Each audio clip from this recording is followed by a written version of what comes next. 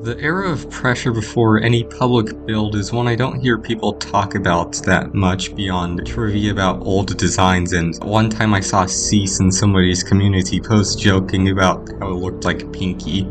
So I just like to talk about that, along with some other things I feel would be important to discuss. Before we begin, Pressure is a horror game on Roblox developed by Urban Shade Haddle Division, with lead developer Your Friend Zeal. Basically, you're a prisoner going through a recently abandoned facility at the bottom of an ocean trying to find a crystal after signing up for a program hoping for freedom. On to the interesting stuff, the entities. There's 4 scrapped ones. I probably have to describe an angler first. The lights flicker as one's coming through, and you have to hide as it rushes through and all lights turn out. Screamer is the first scrapped entity and acts like Angler, except for the fact that she only attacked if you hid in a locker. There's her brother too, Watcher. All that is known about him is that he could always see you, and his face was reused for Mr. Lobi. Screamer was also changed into another entity I mentioned at the beginning, Cease.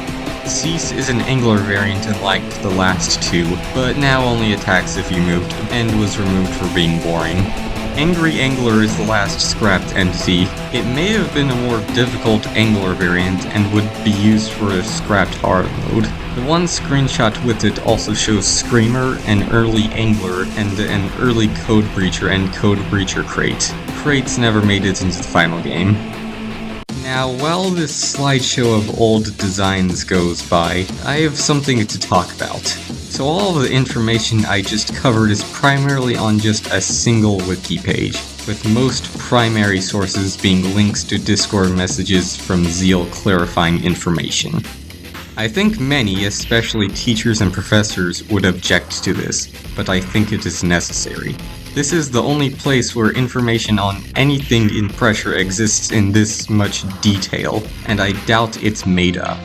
While primary sources are credited more, what are you to do when there are none more reliable? This is a matter of media preservation and making something better known.